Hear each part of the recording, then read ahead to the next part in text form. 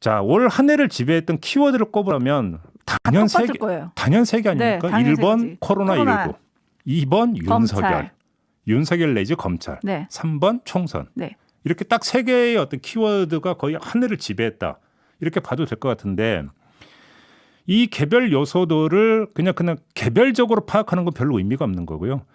올 한 해의 흐름 속에서 올 한 해의 맥락 속에서 이 세 개의 요소가 어떻게 작용을 해왔는가를 봐야 되는 거 아니겠습니까? 네, 그렇죠. 자, 그걸 한마디로 정리하면 어떻게 정리할 수 있을까? 통합 속의 분열. 이라고 하는 흐름으로 제가 볼 때는 정리를 할 수 있을 것 같다. 저 개인적으로는. 통합 속의 분열. 그렇습니다. 뭔가 있어 보이잖아요. 이러니까. 네, 정반대의 얘기네요. 통합과 분열. 그렇죠. 근데 통합 속에 분열이 있다. 그렇죠. 네. 요 얘기를 하려면 올 한 해만이 아니라 그 전으로 좀 거슬러 올라가서 흐름을 한번 일단 좀 거시적으로 한번 살펴볼게요. 네. 자, 문재인 정권의 탄생은 통합의 결과물이었어요. 뭐냐면 분노의 통합이었어요. 다시 말해서 박근혜 정권 국정농단 사건에 대한 국민의 어떤 분노가 통합을 이루면서 그것이 촛불 시위로 집합이 됐고 이 집합된 힘이 정권 탄생의 동력이 됐던 거 아니겠습니까? 네. 한마디로 정리하면 그잖아요. 네. 그러면서 문재인 정권 출범 후 2년간의 적폐청산 작업이 큰 저항 없이 진행될 수 있었던 것도 결국 이런 바탕 위에서 진행이 됐기 때문 아니겠어요. 그렇죠. 여기서 뭐냐면 1차 통합이 이루어졌다는 거예요. 분노의 통합이라는 거죠. 네. 굳이 표현을 하자면. 그런데 이 통합됐던 분노가 어느 시점에 분열의 양상이 시작이 되기 시작을 해요. 그게 적폐청산 수사가 마무리 국면에 들어가면서 이른바 조국 수사가 시작이 돼요. 그죠? 조국 수사가 그 시작이 되고 그와 동시에 이른바 통합됐던 분노가 분열이 되기 시작을 해요. 최소한 가치 중립적으로 그러니까 그 정리를 하자면 한쪽은 공정과 정의를 배신한 신적폐가 문제다라고 분노를 표했고 또 다른 한쪽에서는 구적폐의 반동적인 기도가 문제라고 분노를 표했어요. 그러면서 통합됐던 분노가 갈라지워지기 시작을 하는 거죠. 그러면서 분노의 분열이 발생을 합니다. 그런데 다시 또 여기서 통합의 어떤 계기가 작동을 하기 시작을 해요. 별로 좋은 건 아니었는데 네. 코로나19 전염 사태가 발생을 하면서 통합이 이제는 강제가 되는 거죠. 이건 뭐냐면 아까 분노의 통합이라는 표현을 썼는데 이거는 뭐냐면 불안의 통합이죠. 그러니까 불안의 통합 그러면서 안전 욕구에 대한 어떤 통합 이것이 발생을 하는 거죠. 전례 없는 비상 상황이 이견 없는 방역 참여를 유도를 했다라고 하는 점에서 국민 통합을 강제했던 측면이 있다는 거예요. 근데 이걸 중요하게 봐야 되는 게 이 요인이 어떤 분열되는 분노의 분열상을 규정한 측면이 있다는 거예요. 다시 말해서 정치 갈등의 수위와 범위를 제한시켜 버렸어요. 이 요인이 네. 불안의 통합이라고 하는 게. 그런데 이제 지금의 단계는 뭐냐면 이 불안감에 기초한 통합은 반강제적인 응급 성격을 띠고 있었던 건데 이게 상황이 장기화되면서 이제는 사회 구조의 변화를 유발하면서 안전 욕구는 이제 응급 처방을 넘어서 근본 처방을 요구하는 단계로 지금 진입을 하고 있다는 거예요. 네. 이렇게 되면서 뭐냐면 안전 사회라고 하는 것들을 어떻게 구축할 것이냐, 그 방향이 뭐냐라고 하는 비전의 문제와 그러면 그걸 실현하기 위한 처방의 문제는 무엇이냐. 여기서 하위 갈래로 이제 불거지고 있는 게 예를 들어서 재난지원금을 보편으로 줄 거냐, 선별로 줄 거냐도 사실은 여기서 하위 갈래 가운데 하나라고도 이야기할 수 있어요. 그런 부분이. 근데 아무튼 이런 것들을 둘러싸고 관점의 차이와 의견의 차이가 나타나면서 분열상이 이제 서서히 시작이 되는 단계로 진입을 하고 있다. 이렇게 정리를 해볼 수가 있을 것 같아요. 제가 볼 때는. 네. 그러니까 그래서 이 흐름 속에서 나타나는 그 이제 정치적 특징으로만 한정을 해서 한번 봅시다. 본다면 그거는 뭐냐면 보수 진영의 통합과 진보 진영의 위축이다. 저는 이렇게 말씀을 드릴 수 있을 것 같은데 보수 진영은 통합하고 진보 진영은 위축 되는 과정이 올 한 해 가속화됐었다라는 거죠. 그러니까 네. 아까 이야기했던 그 분노의 통합 상태가 깨지면서 분노의 분열이 발생을 했는데 이 분노의 분열이 보수 진영의 통합과 진보 진영의 위축을 낳고 있다라고 하는 점을 말씀을 드리는 거고요. 이게 또 한 가지는 뭐냐면 이 그 불안의 분열이라고 하는 측면은 이 진영 간의 어떤 그 갈라지는 현상을 넘어서서 진영 내의 분열상을 조금씩 지금 초래하고 있는 점을 주목해서 봐야 된다. 이건 좀 이따 다시 이야기해요. 이게 왜 주목해서 봐야 되는 건지는 좀 이따 다시 말씀을 드리겠는데 이게 지금 정치적 특징으로 나타나고 있는 것 같고요. 이 흐름에서 보면 보수 진영의 통합 추세는 이게 결절점을 아마도 형성하는 기점이 보궐선거가 될 거라고 봐요. 이 보궐선거에서 반문연대를 바탕으로 한 후보 단일화에 성공하는지가 아마 결정적인 요인이 될 거라고 보는데 후보 단일화에 성공을 하면서 그 단일화의 노하우까지 만약에 그 보수 진영에 공유하게 된다면 오. 이 보수 통합 추세는 대선 국면까지 이어져서 아마 대선 국면에서 완결점을 찍으려고 할 거라는 것이죠. 네.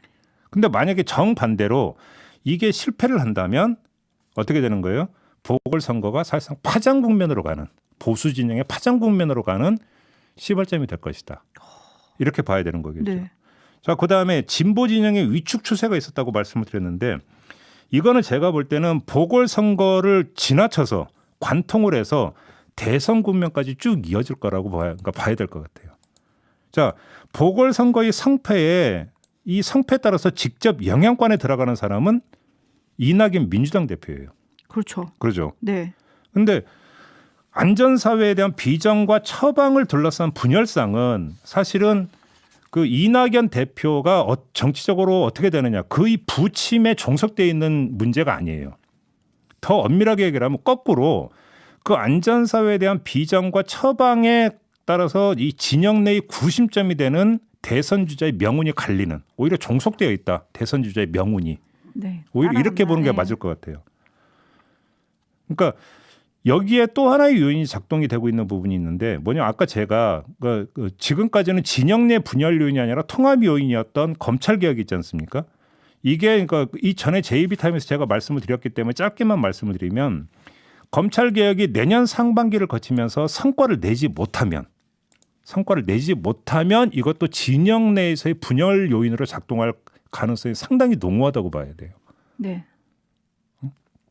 자, 이렇게 놓고 뭐 하나 그러니까 짚고 가야 되는 부분이 안전사회 비전과 처방과 관련해서는 왜 진보 진영만 이야기하고 보수 진영은 이야기하지 않느냐 이렇게 말씀하실 분들이 계실지는 모르겠지만 이건 물론 보수 진영에도 똑같이 규정되는 요인이지만 이 진영에게는 사실 이거는 지금 현재로서 큰 문제가 아니에요. 제가 볼 때는 비전과 처방을 달리하면서 그것이 정치적 분열상으로 귀결될 여지가 보수 진영에서는 거의 지금 나타나지를 않고 있어요. 뭐냐면 입장이 별로 차이가 없어요. 네, 네. 검찰 개혁 문제도 마찬가지예요. 그렇기 때문에 이런 어떤 그 거대 담론 문제가 보수 진영의 정치적 분열상으로 연결될 가능성이 제가 볼 때는 별로 없어요. 오히려 그것이 직접적인 영향권에 들어가 있는 것은 진보 진영이라고 보는 게 맞을 것 같아요. 네. 그러면서 그거에 따라서 진보 진영을 대표하고 있는 대선 주자급의 정치적 명운에 이게 직결되는 측면이 좀 있을 것 같다. 좀 이렇게 이제 정리를 하는 게 좀 맞을 것 같고요. 네. 이 상태에서 그러니까 좀 약간 기계적이다라고 하는 그러니까 이런 어떤 무리수를 무릅쓰면서까지 내년 한 해를 바라본다면 이 보수 진영의 명운은 결국은 보궐선거를 전후로 한 내년 상반기에 결정이 될 가능성이 높다고 봐야 되겠고요. 결국은 보궐선거에. 그렇습니다. 그다음에 그것은 인물 다툼에 의해서 갈릴 것이다. 이렇게 전망을 할 수 있을 것 같아요. 네. 근데 진보 진영의 명운은 이 상반기 때는 사실은 상황 관리 단계라고 봐야 되고요. 이걸 넘어서 하반기에 그러니까 안전사회를 둘러싼 가치 논쟁에 의해서 갈릴 가능성이 상당히 높다고 봐야 되는 것 아니냐. 그러면 사실은 진보 진영에 있어서 어떤 그 가장 중요한 시점 본 게임은 내년 하반기 때가 어떤 될 가능성이 높다고 봐야 될 것 같아요. 결국은.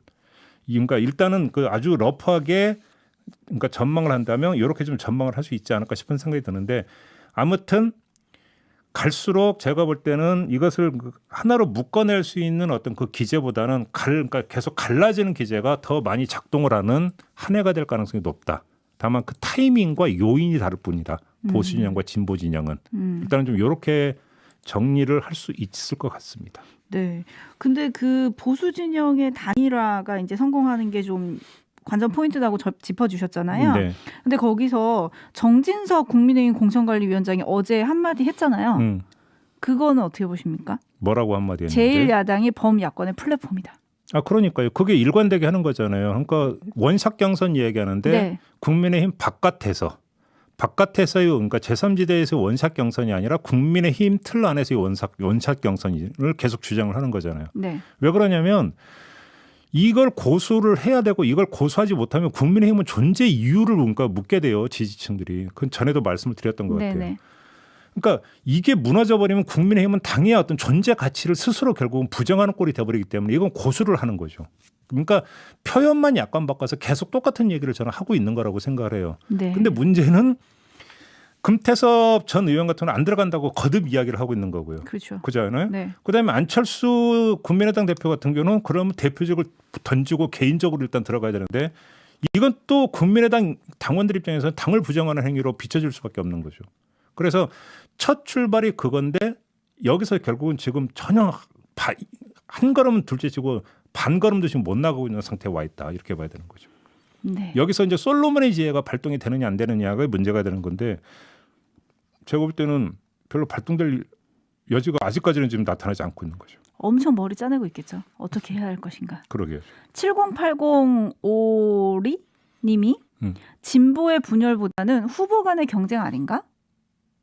근데 문제는요. 그게 같은 얘기일 수도 있어요. 근데 문제는 이 다른 선거와의 대선 후보 간의 경쟁이라고 하는 것은 결국은 그것이 어떤 그 세력의 분열로 나타날 가능성이 높다라는 거예요. 지금까지 그래왔고 경험적으로 놓고 본다면 특히나 이 대선이라고 하는 것이 갖고 있는 특성은 뭐냐면 시대 정신이 무엇인가라고 하는 것들을 관통해 들어가면서 대선 후보의 어떤 그 자신의 정치적 브랜드를 구축을 하고 거기서 구체적인 공약까지 이제 도출이 되는 과정 아니겠습니까? 네. 그것이 아까 이제 제가 얘기한 안전사회라고 하는 것과 딱 연결이 돼서 담론이 형성이 될 거라는 거고 거기서 분화 현상이 발생할 가능성이 높다고 보는 거죠. 이미 그 조짐이 나타나고 있는 거잖아요. 이미 재난지원금이라고 하는 하나의 어떤 이슈를 가지고도. 네, 서로 그잖아요. 다른 얘기를 하죠. 그렇죠. 근데 그것이 범위를 확대해 들어가면서 자, 이 사회의 안전망을 어떻게 구축해 들어갈 것인가. 코로나라고 하는 이른바 감염병이라고 하는 것이 이제는 만성화되어 버리고 여기서 비대면 사회라고 하는 것들도 이제는 그러니까 거부할 수 없는 시대적 추세가 되고 여기에다가 AI라고 하는 것에서 산업 구조까지 만약에 바뀌면 어떻게 할 것이냐라고 하는 문제로 아마 집중이 되면서 어떻게 살 것이고 어떻게 뭔가 먹고 살 것이며 사회 안전망을 어떻게 구축해 들어갈 것인가라고 하는 이게 그러니까 상당히 중요한 대선을 지배하는 담론이 될 가능성이 높다라는 거죠. 네. 지금 제가 오늘 12월의 마지막 날이어서 훈훈하게 가려고 했는데 눈에 또 띈 게 있어요. 네. 장병기님. 네. 제이비는 항상 전곡을 찌르지만 너무 앞서간다. 감성이 부족해. 다수 대중은 냉철하지 않은데 느낌적인 느낌을 그대로 받아들이는 것이 문제인데 라고 보내주셨네요. 네. 뭐 그 지적이 어떤 지적인지 저도 잘 알고 있어요. 근데 뭐 저 같은 사람도 좀 있어야 되는 거 아니겠습니까? 네. 저는 그렇게 그냥 자유하고 살고 있어요. 네.